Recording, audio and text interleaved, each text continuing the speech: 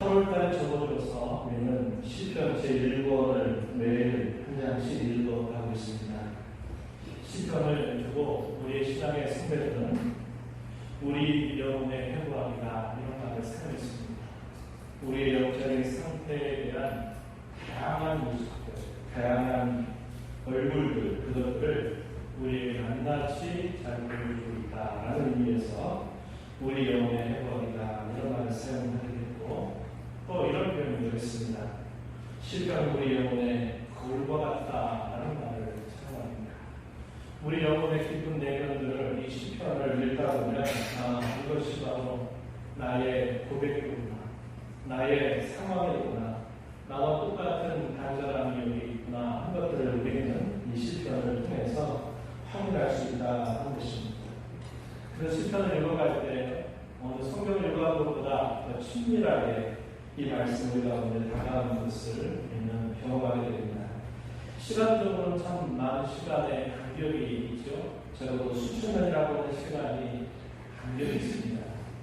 우리와 인종도 다르고 사용했던 언어도 다른 것이지만, 그러나 우리가 이 시간의 말씀을 읽어가면서 큰 간격을 느끼지 않는 겁니다. 왜 그럴까요? 그것은 단순히 어떤 상황의 문제가 아니라 그 상황을 뛰어넘고 언제나 변치 않는 우리 사람의 그 본래적인 마음, 본래적인 본성, 그것과 관계되기 때문이다, 이렇게 생각해 볼 수 있습니다.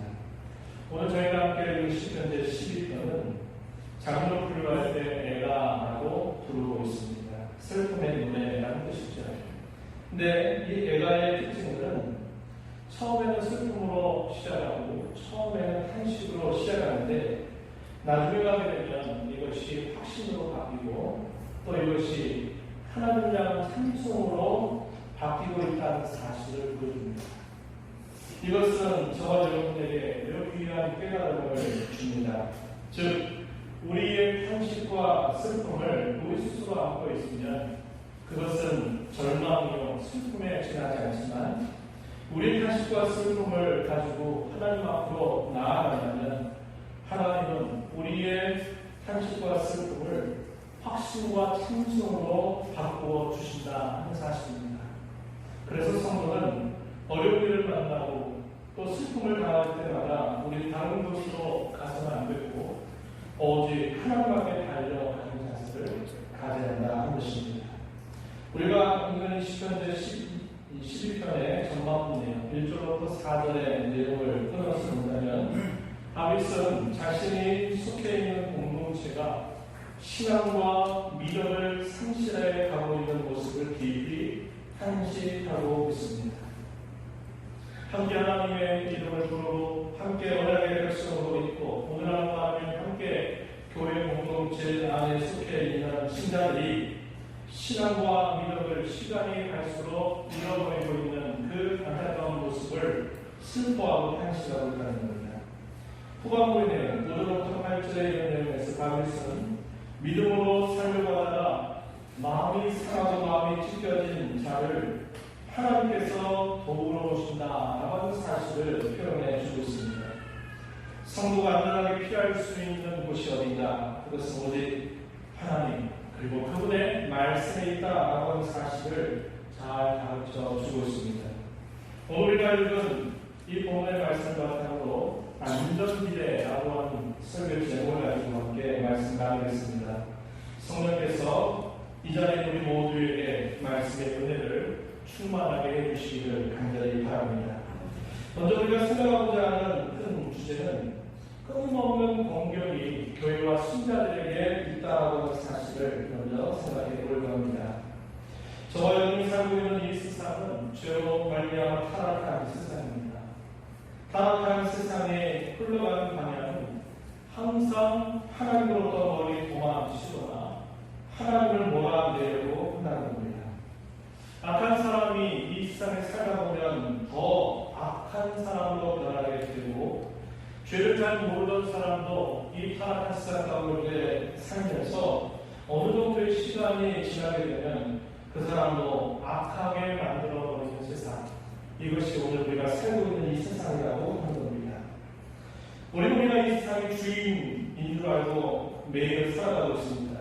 그래서 이 땅에서 주인 노릇을 하고자 하지만 사실상 성경이 우리에게 가르쳐주는 이 세상의 실제적인 주인 행사를 누가 하는가? 사람이 아니라 결국 사탄이 하고 있다는 것을 성경은 우리에게 가르쳐 주고 있습니다. 사탄은 끊임없이 교회를 공격하고 성도들을 공격하는 일을 쉬지 않는다고 하는 것입니다.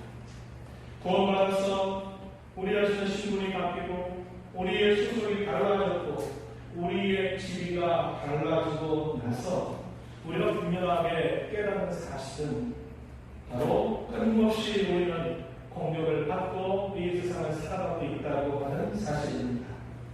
이것을 예전 느끼지 못했습니다. 왜냐? 같은 편이 있었기 때문에 그래요. 그러나 우리 하나님의 살아가심을 믿고 성도로 부름받아 우리의 신분과 지위가 달라진 것을 우리가 알게 된 이후에 우리가 이 세상을 살다 보니까 얼마나 이 세상이 우리를 향해서 끊임없이 유혹하고 공격해온다 하는 것을 우리는 알게 된다고 합니다.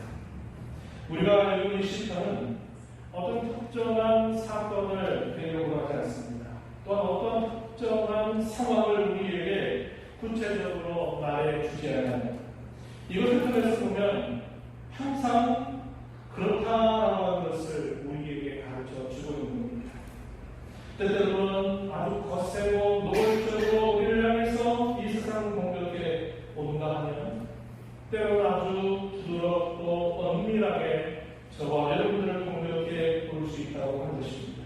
그런데 이러한 사실들은 그 세계가 다른 경우들은 있지만 항상 우리가 이러한 공격을 받고 있다는 것을 우리는 이 시편을 통해서 확인하게 되는 것입니다. 그래서 이 시편이 기록되게 된 배경은 이 시를 기록하고 있는 연합된 저자들이 특별한 상황이나 어떤 계기가 돼서 이 시들을 기록하면서 하나님 앞에 기도하고 간구하고 찬송하는 내용을 갖고 있지만 그러나 그 시편을 기록하게 하신 성령님의 의도는 뭐냐? 그런 상황을 뛰어넘어서 그런 비슷한 그런 경험을 모든 신자들이 다 할 수 있다는 것을 우리에게 가르쳐 주고 있는 겁니다. 교회와 성도를 향한 이 사탄의 공격 옵션은 참으로 많고 다양합니다. 이 세상이 타락했다고 하는 것, 아까 말씀드렸듯이 악한 사람은 더 악하게 만들어버리고 소위 선하게 산다고 말하는 사람들도 이 세상에 어느 정도 살다 보면 그 사람이 악한 사람으로 변해가는 이 세상의 타락한 질서들, 그리고 사탄의 끊임없는 맹공, 그리고 우리 안에 남아있는 옛사람의 그 오래 끈질기 죄악된 부패성, 우리의 악성들, 우리의 습성들, 이런 것들, 이루다 말할 수 없을 정도로 우리를 향해서 공격해오는 옵션이 너무나 많이 있다고 하는 것입니다. 그 중에서 가장 쉬운 게 있어요. 그리고 가장 아주 공격력이 막강한 것이 있습니다. 그게 바로 뭐냐? 말이라고 하는 것입니다. 말로 하는 공격은 아주 쉽습니다. 큰 노력이 필요 없어요. 말로 저주를 퍼붓고, 말로 거짓을 말하고, 말로 사람을 죽이고, 말로 사람을 매장하는 일들 아주 쉬운 것입니다. 큰 노력이 필요 없는 것이. 그러면서도 그 말을 위해서 받는 그 타격이나 그 데미지는 상당히 크다라고 하는 것입니다. 본문 2절 말씀에 보시면은 이렇게 말합니다. 거짓을 말하는 것, 악청하는 입술, 두 마음으로 말하는 것. 다윗은 이것을 예로 들고 있는 겁니다. 거짓을 말하는 것, 이것은 우리가 잘 알고 있듯이 십계명 제9계명에 어긋나는 그런 모습입니다. 십계명 제9계명에 보면 내 이웃에 대하여 거짓 증거하지 말지니라 이런 말씀을 주고 계십니다.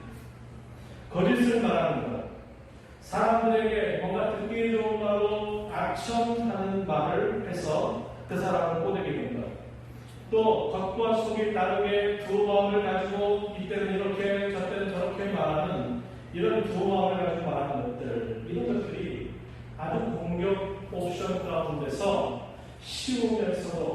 추격이 대단히 강한 공격 무기가 된다고 하는 것입니다.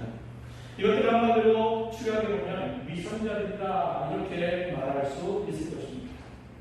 겉과 속이 다른 행동이나 말을 하는 사람, 이것을 뜻하고 있는 말이라고 하는 겁니다. 우리가 신약 성경 가운데 야고보서 보면 야고보는 현 우리 몸의 가장 지체 가운데서 작은 지체다라고 말합니다. 하지만 이것이 갖는 막강한 힘은 뭐냐?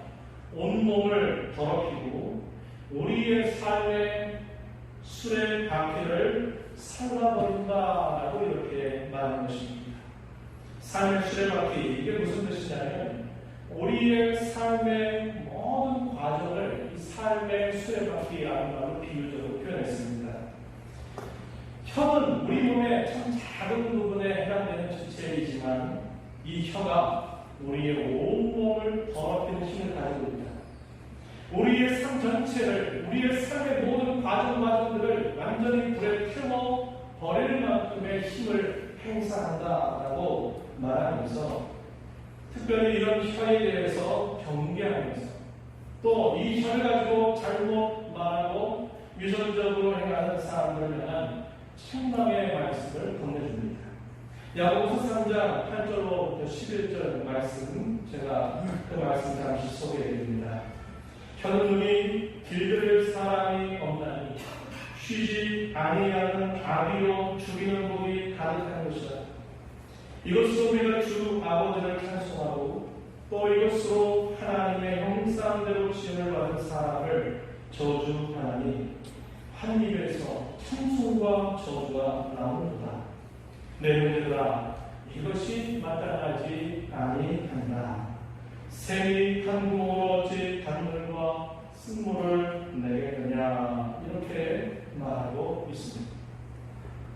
오늘 우리 한국 사회는 지금 하늘과의 갈등 관계에 있어서 그리고 또 오늘날 이 정치권 내에서 이념적인 이런 갈등의 문제들 때문에 무책임하게 쏟아내는 막말들이 얼마나 많이 있는지 모릅니다. 가짜 뉴스들이 끊임없이 퍼뜨려지면서 그것으로 인한 피해가 매우 심각한 상태에 달해 있다고 하는 겁니다. 그것으로 인해서 큰 아픔과 상처를 많이 겪고 있는 현실을 우리가 매일 살아가고 있습니다. 하지만 이런 것보다 더 큰 상처는 교회 안에서 함께한 하나님을 아버지로 부르는 신자들 사이에서 소위 믿는다고 말하는 교인들 사이에서 마음으로 주고받는 공격 그리고 상처라고 하는 것입니다.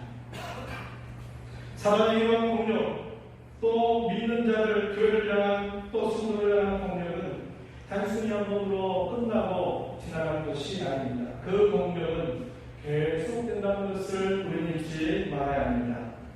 우리가 읽은 말씀 가운데서 마지막 절 한번 보시면요. 10편 11절 말씀을 보면 이렇게 표현합니다. 비열함이 인생 중에 높임을 받는 때에 악인이 곳곳에서 날뛰는도다.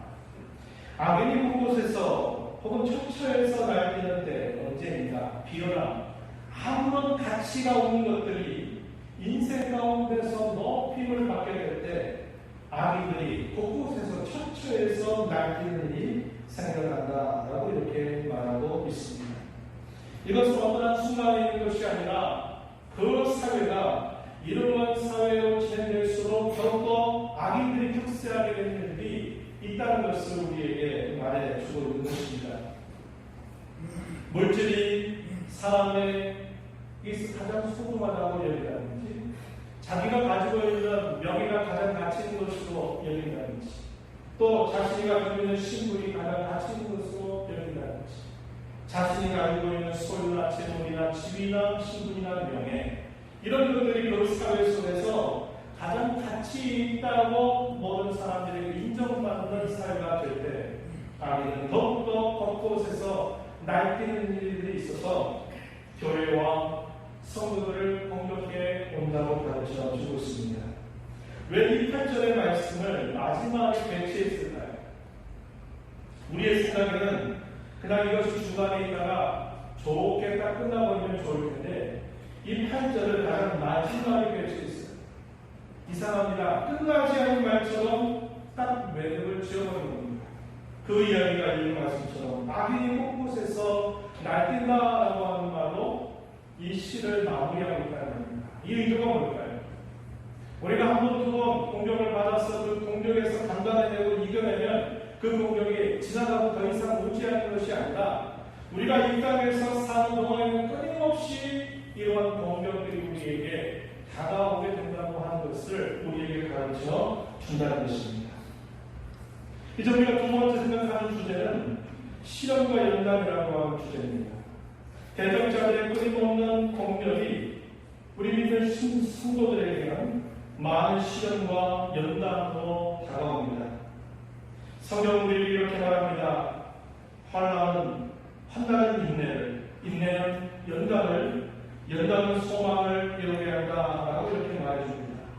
로마서 5장 3절과 4절 말씀에 이렇게 말하고 있습니다. 이런 시련과 연단을 이겨내지 못하게 되면 어떻게 될까요? 오늘 우리가 읽은 이 말씀 가운데서요, 시편 제 11편 1절은요 이렇게 말합니다. 경건한 자가 끊어지며 충실한 자들이 인생 중에서 없어지나이다. 다윗은 탄식을 쏟아내는데 그 탄식을 쏟아내게 되는 계기가 뭐냐면 여호와 하나님, 경건한 사람들이 끊어지고 있습니다. 충실한 자들이 인생 가운데서 없어지고 있습니다. 이렇게 그의 탄식을 쏟아내고 있는 겁니다. 왜 그럴까요? 사단의 막강한 그 공격 앞에, 그 공격을 당할 때 그 공격에서 이겨내지 못하게 된다면 결국 이러한 일들이 따라오게 된다는 것을 우리에게 보여주고 있는 겁니다. 이 말에 몇 가지 생각해 볼 수 있을 것입니다. 실제로 악인들이 하나님을 잘 섬기는 사람들을 박해해서 그들을 죽이는 일을 택할 수도 있고, 또 하나는 처음에는 경건하게 하나님을 섬긴다고 말하는데 시간이 흘러가면서 그가 그 막강한 공격력 앞에 그 공격을 단단히 내지 못하다가 결국 쓰러지고 넘어져서 결국 그의 경건함을 빼앗겨버리는 상태를 보여주기도 한다고 하는 겁니다. 본문 말씀에서 등장하는 이 충실한 자들이 인생 가운데 없어진다 이렇게 탄식했는데요. 이 충실한 자들이라고 하는 말은 본래 말로 하시드라는 말로 표현하고 있는 말입니다. 간단하게 말하면 경건한 자들, 그것을 뜻하는 말이죠. 그런데 이 하시드라고 하는 말은 여러분 많이 들어보신 말입니다. 헤세드라고 하는 단어에서 파생된 말이에요. 이 헤세드라고 하는 말은 인자라는 것을 뜻하는 말입니다. 이 인자라고 하는 것은 여러 차례 말씀드린 것처럼 하나님의 언약에 근거한 사랑을 말합니다. 언약적 사랑, 언약에 근거한 충성을 나타낼 때 이것을 헤세드라는 말로 표현하고 있다는 겁니다. 다윗은 하나님께서 그들과 세우신 그 언약의 일부에 따라서 일관되게 그 언약에 충실하게 살아가는 사람들이 줄어들고 있다, 사라지고 있다 라고 하는 것을 깊이 탄식하면서 본 시편을 열고 있다고 하는 겁니다. 우리 가운데서도 그런 상황들을 많이 보죠. 처음에는 믿음을 가지고 그 믿음 생활을 잘 시작한 것 같은데 시간이 흘러가면서 그 사람의 믿음이 과연 믿는 것이 맞는가? 정말 믿는 게 맞는가? 믿는 것인가? 의구심을 갖게 만드는 그런 모습으로 변모되는 경우들이 참 많이 있다고 하는 겁니다.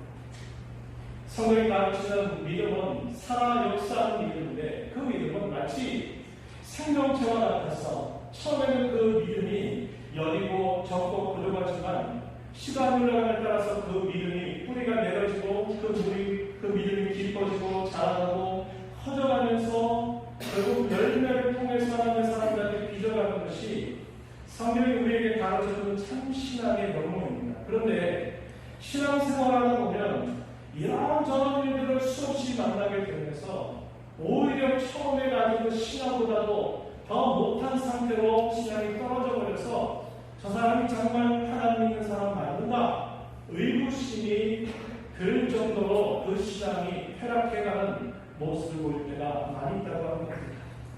이것은 우리가 탄식해야 할 아주 중요한 문제라고 합니다. 다윗은 자신의 주위를 돌아보면서 자기의 곁에서 이렇게 신실한 자들이 한 사람 한 사람 쓰러지고 넘어지고 사라져가고 있는 이 모습을 보면서 하나님 앞에 깊이 탄식을 올리고 있는 것입니다. 막강한 공격 앞에서 잘 이겨내야 한다고 합니다. 많은 시련과 연단을 잘 이겨내고 감당할 수만 있다면 그 시련과 연단은 오히려 성도들을, 교회를 더욱 강하게 만들어줍니다. 여러분 다 아시죠? 마치 보디빌더들, 이 사람들 자신들이 어떤 대회에 나가기 위해서 자기의 몸을 끊임없이 만들어갑니다. 그런데 만들어가는 게 우리가 생각하듯이 그저 다리를 만들고 또 여기 등 근육을 만들고 또 가슴의 근육을 만드는 그런 정도가 아니라 이 사람들이 그 대회에서 승리하기 위해서는 아주 미세한 그런 근육들조차도 훈련한다는, 연단한다는. 왜 그럴까요? 아주 작은 부분까지도 그 완성도를 높이기 위해서, 그래야만 그 대회에서 경쟁력이 생기는 것이죠. 운동선수들이 자신이 속해 있는 종목을 잘 감당하기 위해서, 그것을 잘 하기 위해서는 그 종목이 필요로 하는 그런 근육들을 발전시켜야 하는데, 그냥 우리 보통 사람들이 그저 다이어트하고 그저 이렇게 푸시하고 운동하는 정도로 만들어주는 그런 체력 가지고 그 종목에서 우수한 성적을 낼 수가 없는 겁니다. 그 종목이 요구하는 그런 구체적인 그런 근육들, 그것을 끊임없이 연단을 해야 된다는 거예요. 하나님께서 우리 성도들과 이 땅에 살아가면서 하나님이 능력이 없어가지고 믿는 자들에게 어려움이 찾아오고 고난을 당하는 게 아니라, 하나님은 능력이 출중하시고 하나님은 지으신 분이세요. 우리가 어떤 일을 만나면 하나님이 나를 돌보시지 않아서 내게 이런 일이 닥치나, 하나님이 나를 도울 힘이 없어서 이런 문제가 닥치나, 우리가 이렇게 하나님을 의지하면 안 됩니다. 하나님은 아시면서도 우리에게 허용하십니다. 왜 그럴까요? 우리가 좀처럼 사용하지 않는, 마치 운동선수들이나 보디빌더들이 사용하지 않는 미세한 그런 근육들을 하나 사용해서 그 몸 전체를 완벽하게 만들어가게 한 것처럼, 하나님께서 이 땅에 살아가는 성도된 저와 여러분에게 우리가 생각하지 못하는 다양한 그런 공격들에 부딪히게 하고 만나게 하신 것은 우리와 그 상황 속에 필요한 신앙적인 근육을 키워가기 위해서 하나님 우리에게 그렇게 허용하신다고 하는 것을 우리는 잊지 말아야 한다고 하는 겁니다. 그래서 우리가 그것을 잘 감당하고 이겨낼 수만 있다면 우리는 그야말로 아주 실력 있는 신앙인이 될 수 있다고 하는 것입니다. 우리 이런 시련과 연단을 잘 이겨내야만 합니다. 그러기 위해서 주께서 주신 그분의 말씀을 우리는 끊임없이 붙잡아야 되고, 그 말씀에 의지해서 기도하는 삶을 결국 쉬지 말아야 한다고 하는 겁니다. 5절 말씀에 보면 그런 표현들을 우리에게 건네주고 있습니다. 여호와의 말씀에 여호와께서 나에게 이렇게 말씀하셨다. 무엇이죠? 다른 자들의 눌림과 궁핍한 자들의 탄식으로 말미암아 내가 이제 일어나 그를 그가 원하는 안전한 지대에 두리라. 이렇게 자신에게 말씀하셨다고 그런 이야기 해줍니다. 이렇게 싸움을 우리가 감당한다 하더라도 한 특별한 경우를 제외하고는 큰 승리를 하지는 않을 것입니다. 성경의 그 많은 이야기들을 살펴봐도 그야말로 큰 승리를 일궈내는 경우는 대단히 드물다고 하는 겁니다. 엘리야와 850인의 거짓된 선지자들과의 전투 가운데서 그런 큰 승리를 이루게 된 것, 참 많이 있는 일이 아니라 매우 드물게 있었던 하나의 사건입니다. 상처가 남는 승리일 수 있고, 때로는 죽음의 위기를 모면한 방어전과 같은 것으로 우리가 이겨낼 수도 있을 것입니다. 어쩌면 치명적인 상처를 입은 악질한 상황 속에서 그저 목숨을 목숨만 던지는 정도일 수도 있을 것입니다. 본문 오늘 말씀을 한번 다시 한번 보십시오. 뭐라고 표현합니까? 어떠한 자를 탄식으로 말미암아 주께서 이렇게 말씀하셨다고 표현했나요? 가난한 자들의 물리, 궁핍한 자들의 탄식이라고 표현했습니다. 가난한 자들의 물리, 그 공격력 앞에서 버텨낸 겁니다. 그야말로 아주 확실하게 승리하는 것이 아니라 그 공격력 앞에서 자신을 붙들고 쓰러지지 않을 만큼 버텨낸 정도의 그러한 아주 치열한 작전, 치열한 싸움, 이것을 우리에게 떠올려준다는 겁니다. 가난한 자들, 공격받는 신자들 말합니다. 공격 가운데서, 믿음 가운데 서고자 하는 신자들의 모습을 이렇게 표현했습니다. 가난한 자들의 물림, 궁핍한 자들의 탄식이라고 이렇게 표현하고 있다는 것입니다. 이제 세 번째 주제, 성도의 안전시대 한구신다는 것입니다. 사람과 사마리아의 주인의 행세를 한다고 하더라도 여전히 지금도 이 세상의 진정한 주인은 하나님이십니다.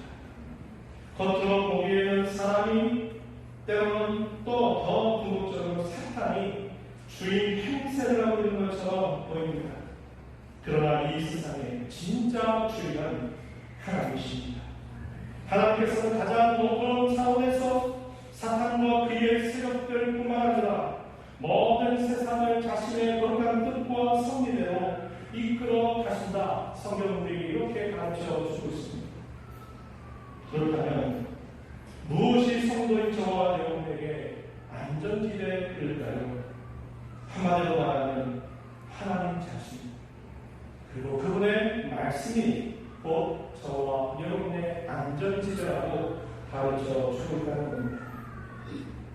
시편 61편 3절에 이렇게 말합니다. 주는 나의 피난처 시온, 원수를 피하는 견고한 망대이심이니이다. 주님이 나의 피난처이십니다. 주님이 나의 견고한 망대이십니다. 이렇게 고백하죠. 잠언서 18장 10절 말씀에서 또 이렇게 말합니다. 여호와의 이름은 견고한 망대라. 의인은 그리고 달려가서 안전함을 얻느니라. 이렇게 말합니다. 여호와의 이름이 성도에게는, 의인에게는 그것이 견고한 망대라고 우리에게 가르쳐 주고 있습니다. 다윗은 하나님, 그분의 말씀에 대해서 뭐라고 말하고 있습니까? 6절에 우리가 알는 것처럼 여호와의 말씀은 순결하니요 흑도간 위에 7번 달려난 은답보다, 이렇게 고백합니다. 우리는 잘 정제된 수도가 100% 가까운 그런 은을 대단히 소중하게 여깁니다. 그리고 그 수도가 높기 때문에 그것을 값지게 여기는 것이죠. 하나님의 말씀이 완벽하다, 하나님의 말씀이 참되다, 하나님의 말씀이 흠이 없다 라고 이렇게 말하면서 이 하나님의 말씀을 잘 단련된 은에 비유해주고 있다는 겁니다. 우리는 잘 정제된 은을 대단히 소중하게 여기고 그것을 값지게 여기면서도 우리는 더 정제된, 더 흠이 없는, 더 완결한, 더 순결한 하나님의 말씀은 너무나 가볍게 여기고 하나님이시죠.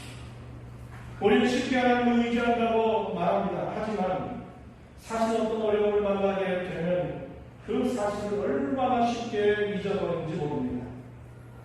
우리는 사람의 마음이 얼마나 불신으로 가득 차 있는지, 사람의 마음이 얼마나 불경건한 의심 가운데 가득 차 있는지를 언제나 살펴보아야 합니다.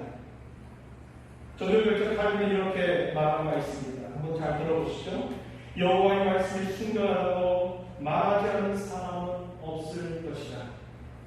그러나 누워있거나 안락하게 살면서 하나님의 말씀의 진실성을 마음껏 듣고 찬양하는 자들은 그들이 역경에 처한 가운데 그것과 씨름하다 진땀을 뺄 때 비록 공개적으로는 하나님에 대하여 모독적인 말은 내뱉지 않는다 하더라도 하나님께서 지키지 않는다고 비난하는 경우가 종종 있다.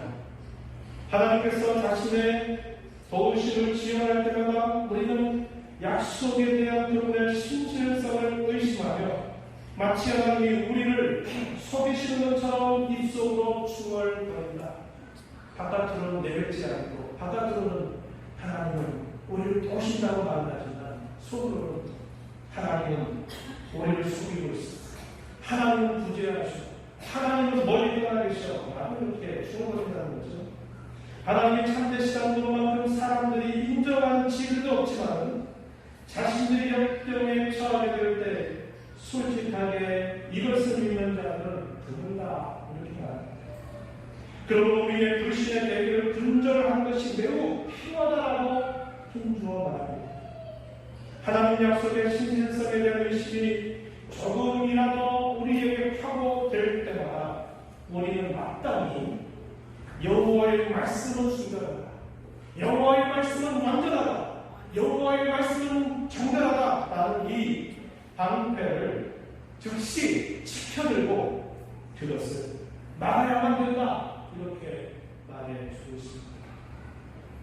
얼마나 우리의 속마음을 그대로 꿰뚫으면서 우리에게 지적하고 있는 말인지 모르는 것입니다. 바로 우리가 생긴 것처럼 하나님 자신 그리고 그분의 말씀, 그분의 약속, 그것이 우리에게 진정한 안전지대라는 것을 우리는 잊지 말아야겠습니다. 그렇다면 마지막으로 우리가 이 타락한 세 가운데 어떻게 살아야 될까요? 몇 가지 이야기하고 마무리하겠습니다. 첫 번째, 영적인 싸움을 인식하고 끊임없이 공격과 미움으로부터 자신과 우리의 가정과 교회를 지켜 나가자고 하는 것. 성도로 살면서 가장 큰 문제는 영적인 싸움을 알지 못하고 사는 것입니다. 내가 특별한 어떤 일을 만나게 되거나 어떤 어려운 상황을 처하게 될 때 그때 비로소 나는 지금 영적으로 싸움을 하고 있구나 이렇게 생각한다면 이것은 대단히 안타까운 일이 되는 겁니다. 우리는 눈을 뜨고 이 땅을 살아가고 있는 동안 끊임없이 정도의 차이 있을지라도 이런 영적인 공격 옵션들이 우리에게 끊임없이 주어지고 있다고 하는 것을 알아야만 한다는 겁니다. 그럴 때 이런 끊임없는 공격 그리고 미움 앞에서 무엇보다도 우리 각자 자신을 지켜나가는 겁니다. 우리의 가정과 교회를 지켜나가는 데 입장하는 겁니다. 두 번째, 안전지대인 하나님 자신과 그분의 말씀에 우리는 의지해야 된다고 하는 겁니다.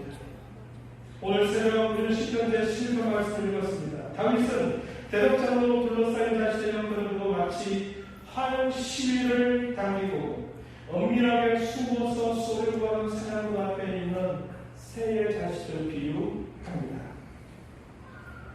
그때 그는 하나님 앞에 피하려고 하는데 그에게 조언을 준다고 말하는 조언자들은 빨리 너의 산으로 도망쳐라. 그래야 네가 산다. 라고 말하면서 하나님을 붙들고 하나님께 피하려고 하는 이 다윗의 마음을 흔들어내는 그런 상황을 그가 만나게 되는 겁니다. 터가 무너질 때 의인은 하나님께 피해야 된다. 하나님을 찾아야 된다. 하나님의 피하처럼 하는 사실들을 알아야 된다는 것을 힘주어 말해주고 있는 것입니다. 세 번째로 말로 인한 공격에 맞서기 위해서는 먼저 필요하신 말에 있어서 항상 조심하고 진실하고 정직하자고 하는 겁니다. 정직이 최선의 방식이라는 말이죠. 우리가 그 말은 우리의 신앙의 인격을 그대로 나타내줍니다. 우리의 말이 정직을 비춰 보여주는 거울이 될 수 있어야만 된다고 하는 겁니다.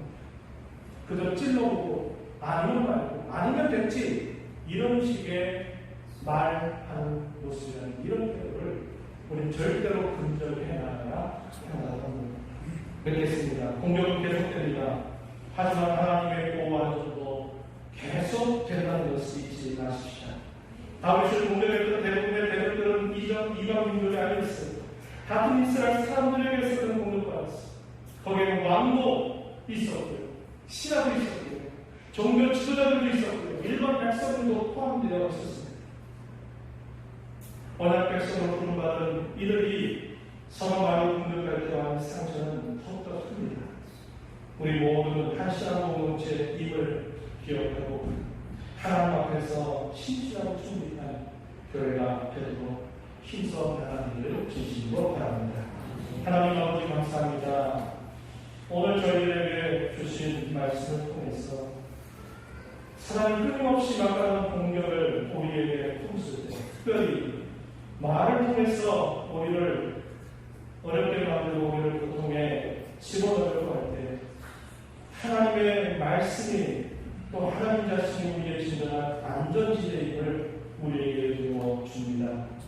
이 말씀을 가슴에 새기고 날이 갈수록 우리의 신앙이 평범한 것이 아니라 믿음으로 전진해가는 그런 신앙의 귀한 것들이 다 되게 해 주옵소서.